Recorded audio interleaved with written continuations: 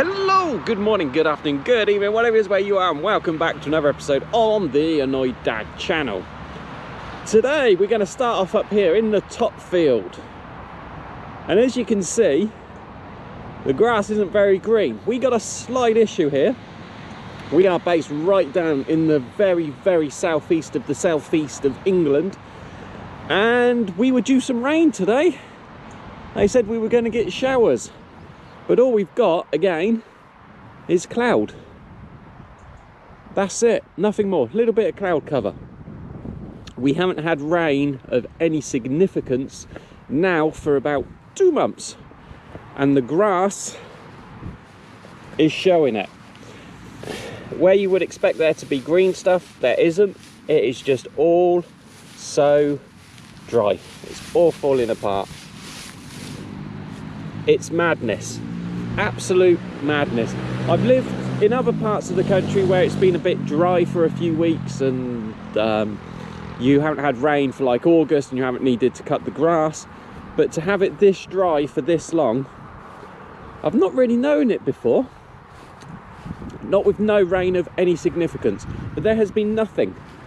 You can see you've got the odd patch, a little patch there of greenery. There's a wasp that's flying around. Blooming things, trying to work out where their nest is, or nests are, so as we can deal with them. But yeah, there's been nothing and it's terrible.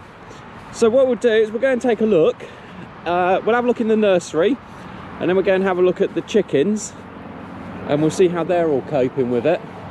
But yeah, we had some family down, which is why there's a tent up and why the car's been moved, because we had the kids driving the car around here, you know, as you do, sort of like thing. May as well. You got the car, you got the land. What's wrong if a 12 and 13-year-olds are driving it around? So yeah, we had them around, but we daren't have a fire.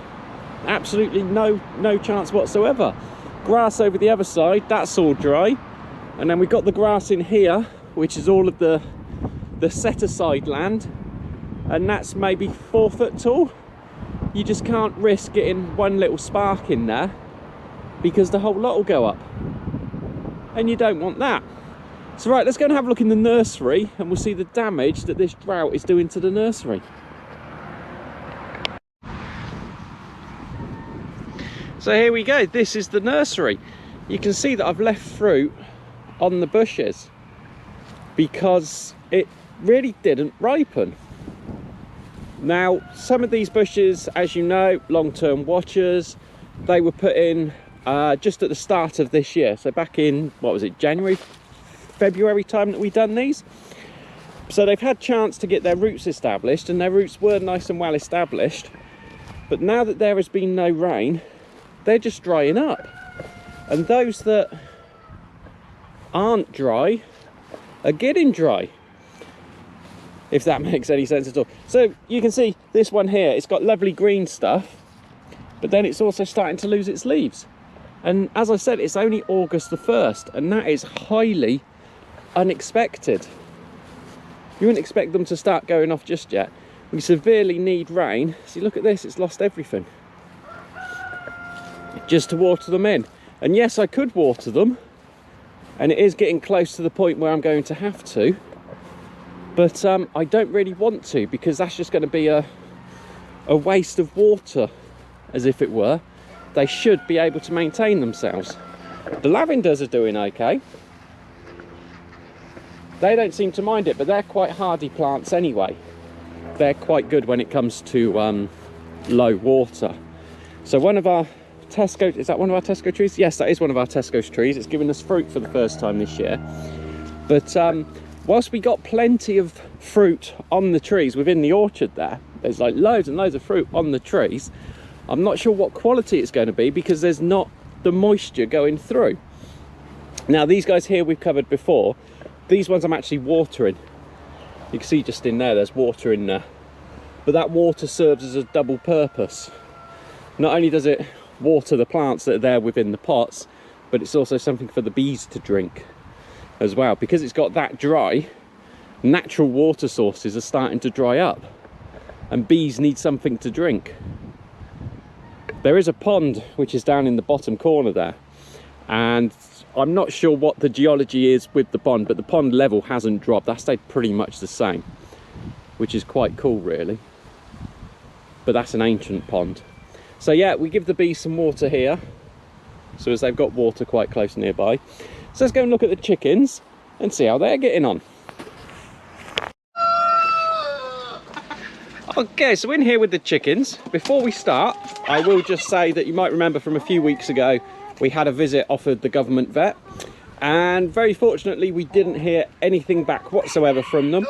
And a few days afterwards, it was literally 5-6 days after our visit, they announced that the restrictions within the area have all been lifted. So that is a huge weight off our shoulders, and we're quite happy to go forward from there. So with the chickens, they're quite loving it, because obviously no rain means more dust baths. And the more dust there is, the more they can kick around and they can kick up the dust, and that'll help to deal with the mites and other little things that they might have going on underneath the feathers. We're just getting with this young lady here who's having a bit of a dust bath there and having a nice little peck away. So she's having a good old scratch and getting in there, which is brilliant, because as soon as it rains, that's all going to turn to mud. Look at her going for it. She's loving it. So these guys, obviously we've got water.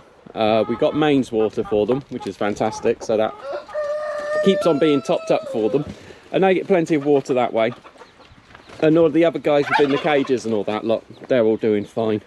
See Mrs. Chicken and her babies over there? They've crept through around here.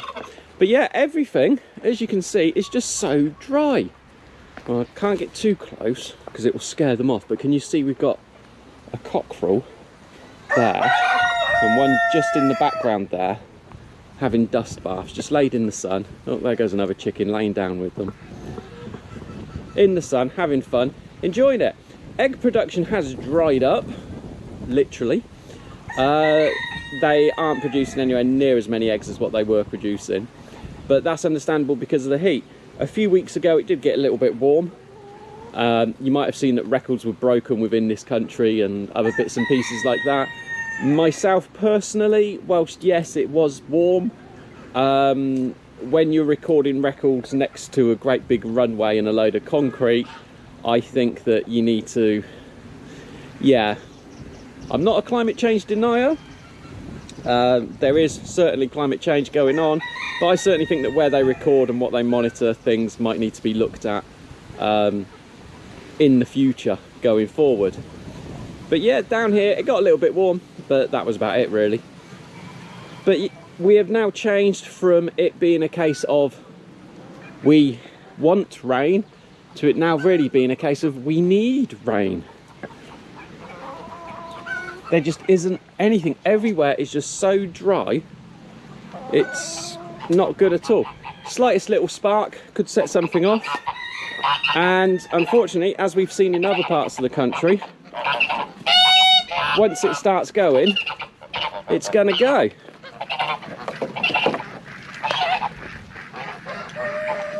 So if we take, for example, this weeping willow, this should be bright and green because it's got big roots that go all the way down. But it looks as if it's going to start shedding leaves soon. That's how dry it is. So, there's no rain in the next 10-day forecast. So we've just got to cross our fingers and hope that maybe at some point we might get some rain.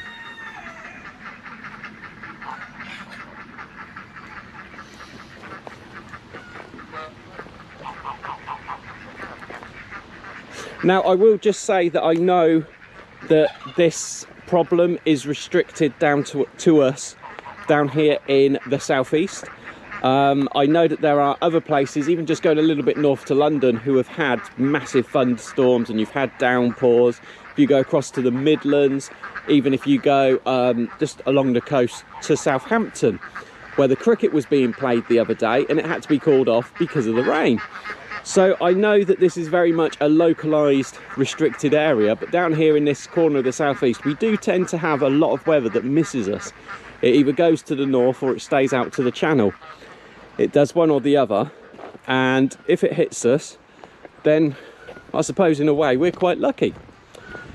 But we have just got to keep going, keep doing what we can, and until we get some rain, we just have to keep hoping for it. So how has the weather of this summer affected you? Have you had issues? Have you had flooding? Have you had too much rain? Have you not had enough rain? Let us know down in the comment section below. And until the next video, thank you so much for watching. Please do remember to like, comment and subscribe. And until next time, bye-bye. You guys gonna say bye-bye? They've left you on your own to say bye-bye. You gonna do it? Nope, obviously not. Okay then. Cheers for watching. Bye-bye.